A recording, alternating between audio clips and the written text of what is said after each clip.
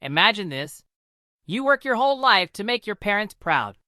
You graduate, you give speeches, you succeed, only for them to skip it all because your sister had a dance recital. Years later, when it came time for my wedding, I had one question. Should I let them back into my life? Or should I finally close the door? This is my story. I grew up in what looked like a normal family. My mom, Karen, my dad, Tom, me, the oldest, and my little sister Lily. But here's the thing. Lily wasn't just my sister. She was my parents' project, their golden child. When she was little, she twirled in the living room to music from our old radio. My mom saw potential. By the time she was 6, she was in dance classes. By 8, competitions. By 12, she was doing 3 rehearsals a week. And me? I was just there. I played soccer, drew comics, won spelling bees. Nothing flashy, nothing Instagram-worthy. And in my house, if it wasn't about Lily's dancing, it didn't matter. At first, I thought it was normal, parents being busy, until the little things piled up. Birthdays where the cake was picked up late because they were driving Lily to rehearsal. Soccer games where the bleachers had parents cheering, but not mine. School award nights where they couldn't make it. The message was clear. Lily's spotlight was the only light in the house. But the breaking point came my senior year. I had worked my butt off. Honors classes, student council. I was chosen as class speaker at graduation. It was the biggest day of my life. I reminded my parents for months. Mom said, "Of course we'll be there, honey."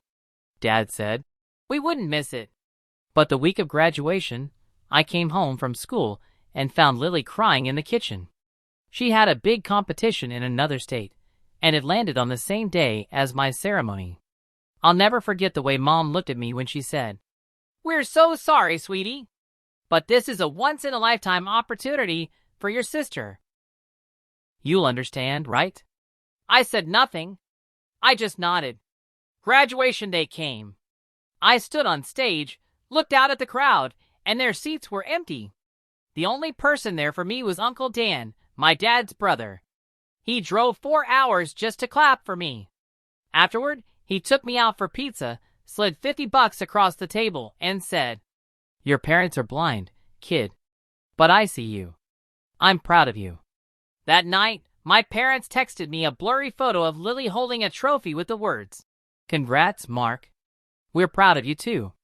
That was the day something inside me died.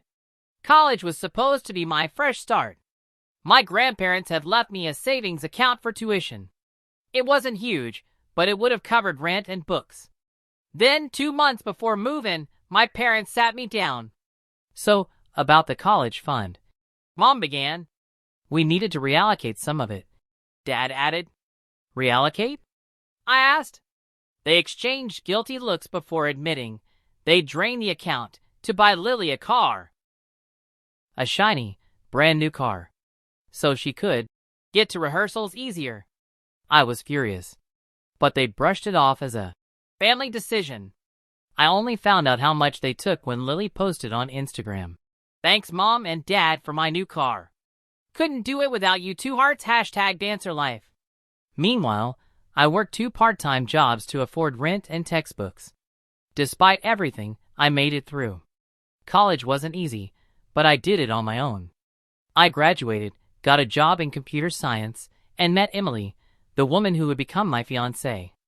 Emily was the first person who truly saw how deep the wounds ran. She met my parents a couple of times, and afterward she said, "Mark, they don't ask about you. At all. It's always Lily." She was right. Every phone call, every holiday visit, the topic was Lily's competitions, Lily's auditions, Lily's career. I could have cured cancer and they would have said, "That's nice, honey." But Lily just got a call back for a solo. By the time Emily and I got engaged, I knew if I let my parents come to the wedding, they'd make it about Lily. So I didn't send them an invitation. Our wedding was small. Backyard, fairy lights, barbecue, laughter. Uncle Dan walked me down the aisle, not because tradition demanded it, but because he's the only one who's ever shown up. When I saw Emily walking toward me, glowing under the lights, I thought, this is it. This is family. We said our vows. We danced under the stars. We ate too much cake. And for once in my life, I wasn't thinking about the people who weren't there. I was thinking about the ones who were. But weddings have a way of spilling onto the internet. My Aunt Marge posted photos on Facebook. Smiling, heartfelt captions. People love them. Until my parents saw. That night, my phone exploded. Mom, how could you not tell us? Do you know how humiliating this is? Dad, son, this isn't fair. You blindsided us. And Lily? Wow. Real classy. Bro marrying someone without your family there. You've always been jealous of me, but this is pathetic. Jealous. That word lit me up. Jealous of what? Their neglect? Their favoritism? The car they bought with my future? I didn't reply. Here's the twist. Their social circle found out. Friends started commenting on Aunt Marge's post. Why weren't you there? Isn't that your son? Seriously, Karen? My mom tried to spin it. We didn't know about the wedding. But people weren't buying it. One comment nailed it. Didn't know because you didn't care enough to ask, huh? Their reputation started crumbling. And me? I was sitting at home, opening gifts with Emily and Uncle Dan. One of those gifts was a photo album Dan had made. Inside were snapshots of every milestone he'd been there for. Birthdays, games, my graduation speech. He looked me in the eye and said, I figured someone should remember you. I cried. Weeks later, Dad asked to meet. He looked 10 years older. He admitted he'd been a coward, letting Mom run everything, and begged for a chance to rebuild. He even offered to pay back the money they stole. I told him, money doesn't buy back empty seats. Mom, on the other hand, sent me long paragraphs. Excuses. Gaslighting. Claims of being misunderstood. I told her flatly, you didn't do what was best for anyone. You did what was easiest for you. She went quiet after that. Lily, though? She hasn't stopped. She's furious that people now call her the spoiled golden child. She messaged me last week. You've ruined my reputation. I told her, reputations aren't ruined by lies. They're ruined by truth. Now, for the first time in my life, I feel free. I have a wife who loves me, friends who support me, an uncle who's more of a father than my dad ever was. My parents are scrambling to save face.